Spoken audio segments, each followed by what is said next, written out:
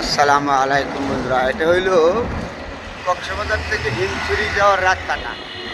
দেখেন কত সুন্দর রাস্তাটা, একদম সোজা। এদিক দিয়ে হইলো পাহাড়, কত বড় বড় পাহাড়, এদিকে ছোট ছোট পাহাড়। আর এই রাস্তাটা হইলো কক্সবাজার থেকে হিমছড়ি যাওয়ার রাস্তা। এই রাস্তাটা কত সুন্দর বন্ধুরা, দেখেন আপনাদের জন্য শেয়ার করলাম। হ্যাঁ, এই যে এদিক দিয়ে হলো গাছপালা, এদিক দিল পাহাড়, কত উঁচা উঁচা পাহাড়। এদিক দিল সমুদ্র, সমুদ্র আর গাছপালা। আর রাস্তাটা যে কথা, কক্সবাজার থেকে এটা হলো হিমছড়ি যাওয়ার রাস্তা, খুব সুন্দর রাস্তাটা। এখানটা হলো পাহাড়, এদিক দিয়ে হলো গাছপালা আর হলো সমুদ্র।